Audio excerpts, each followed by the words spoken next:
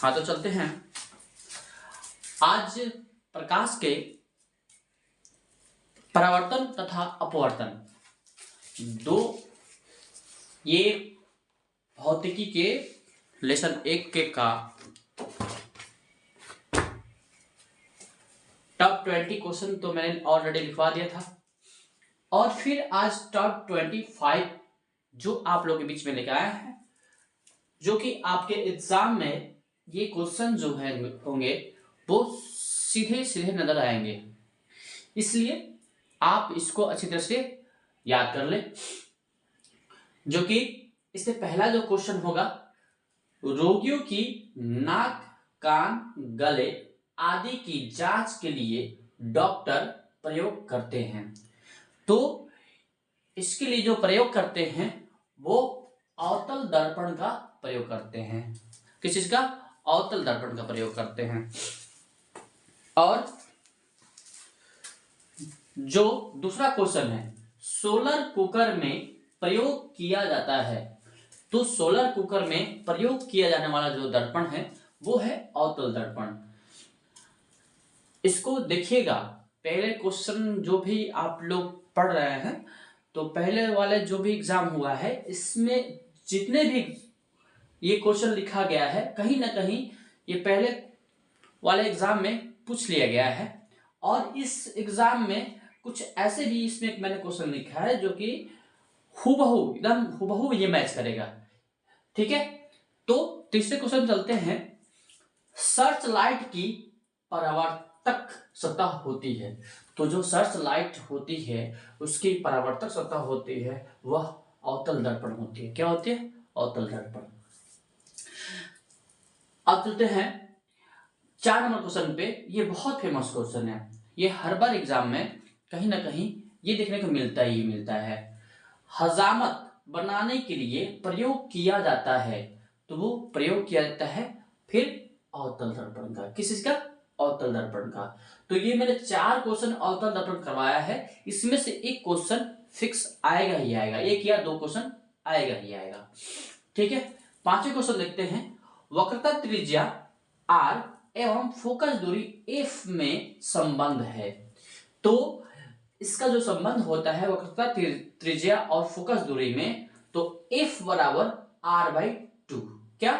Focus बराबर होता है त्रिज्या का आधा, यानी कि त्रिज्या बटा 2, यानी r/2। f बराबर r/2। 6 नंबर जो क्वेश्चन है, गोलीय दर्पण के ध्रुव और फोकस के बीच की दूरी को कहते हैं। तो गोलीय दर्पण के ध्रुव और फोकस के बीच की दूरी को कहते हैं, क्या कहते हैं? फोकसांतर। क्या कहते हैं? फोकसांतर। अब आते हैं 7 नंबर क्वेश्चन पे। किसी वस्तु का आवर्धित प्रतिबिंब बनता है। तो किसी वस्तु का आवर्धित प्रतिबिंब बनता है किसमें? अवतल दर्पण में। किसमें? अवतल दर्पण से। 8 नंबर जो क्वेश्चन है, काल्पनिक प्रतिबिंब हमेशा क्या होता है? तो काल्पनिक प्रतिबिंब हमेशा होता है सीधा होता है। क्या होता है? सीधा होता है। अब आता है 9 नंबर पे। निम्न में से किस दर्पण की फोकस दूरी धनात्मक होती है? तो किस दर्पण की फोकस जो दूरी होगी धनात्मक होगी? तो आपको पता होना चाहिए उत्तल दर्पण की। किस दर्पण की? उत्तल दर्पण की। नेक्स्ट जो क्वेश्चन है, समतल 10 नंबर, समतल दर्पण द्वारा बना प्रतिबिंब हमेशा कैसा होता है? तो समतल दर्पण द्वारा बना प्रतिबिंब हमेशा जो होगा काल्पनिक होता है। कैसा होता है? काल्पनिक। कैसा? काल्पनिक। अब आते हैं 11 नंबर पे। उत्तल दर्पण से बना प्रतिबिंब होता है। तो उत्तल दर्पण से बना प्रतिबिंब जो होता है काल्पनिक और छोटा। क्या चीज? काल्पनिक और छोटा। अब आते हैं 12 नंबर क्वेश्चन पे। किस दर्पण द्वारा प्रतिबिंब सीधा एवं छोटा होता है? तो किस दर्पण द्वारा प्रतिबिंब जो होता है सीधा एवं छोटा होता है? तो उत्तल दर्पण द्वारा। कौन सा दर्पण द्वारा? उत्तल दर्पण द्वारा। ठीक है, तो उत्तल दर्पण से जो क्वेश्चन बन रहे थे मैंने इसमें आपको करा दिया है। ठीक है, अब आते हैं 13 नंबर क्वेश्चन पे गोलीय दर्पण में फुक्सांतर एवं वक्रता त्रिज्या के बीच संबंध है। तो गोलीय दर्पण में फुक्सांतर एवं वक्रता त्रिज्या के बीच संबंध जो होता है r बराबर 2f, यानी कि त्रिज्या बराबर क्या होता है, इसमें 2 गुणे फुक्सांतर, क्या चीज 2 गुणे फुक्सांतर। तो शॉर्टकट में इसको याद कर लेंगे, r बराबर 2f। 14 नंबर जो क्वेश्चन है, अवतल लेंस का आवर्धन बराबर होता है। तो अवतल लेंस का आवर्धन बराबर होता है v/u, क्या चीज v/u। 15 जो क्वेश्चन दर्पण का सूत्र है, तो दर्पण का जो सूत्र है 1/f बराबर 1/v प्लस 1/u, यानी कि 1/f बराबर 1/v plus 1/u। 16 number question तालाब का जल कम गहरा दिखाई देने के कारण क्या है। तो तालाब का जल कम गहरा दिखाई देने के कारण जो है अपवर्तन है। तो आपको क्वेश्चन ये भी आ सकता है कि बकेट में यानी बाल्टी में जो कुछ भी रखा है, पानी में जो सिक्का रखा जाता है तो वो उठी हुई नजर क्यों आती है, या पानी में तैरती हुई मछली ऊपर उठी हुई नजर क्यों आती है, या रॉड जो डाला जाता है पानी में वो मुड़ी हुई नजर क्यों आती है।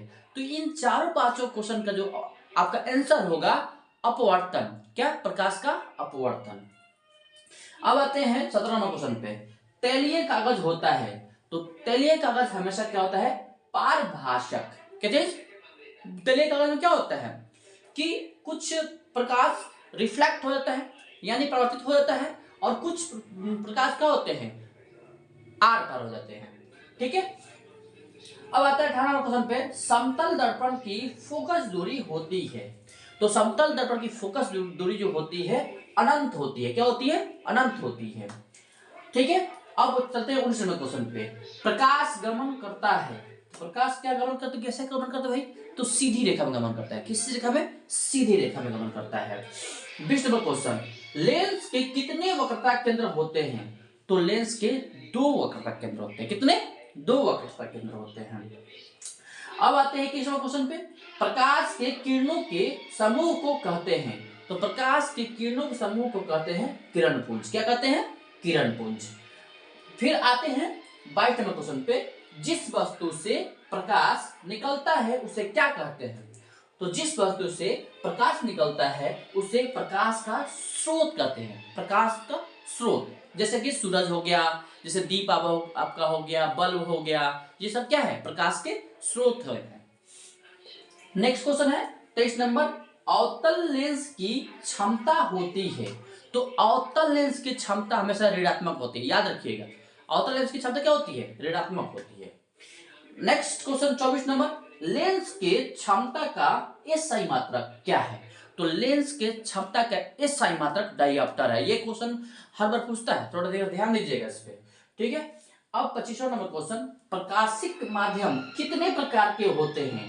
तो प्रकाशिक माध्यम जो होते हैं 3 प्रकार के होते हैं। कितने प्रकार के होते हैं, 3 प्रकार के होते हैं। इस तरह से मैंने 1 से लेकर 25 तक आपका क्वेश्चन करवा दिया। तो आप लोग इसको अच्छी तरह से याद करेंगे और अच्छी तरह से इसको लिख भी लेंगे। ठीक है, लिखने के बाद अच्छी तरह से याद कर लेंगे और इस चैनल को लाइक भी करें, सब्सक्राइब भी करें और अपने दोस्तों पर शेयर भी करें कि दोस्तों भी इसका आपका ये फायदा उठा सके और एग्जाम में अच्छे नंबर ला सके। तब तक के लिए थैंक यू। नेक्स्ट क्लास में फिर मिलते हैं।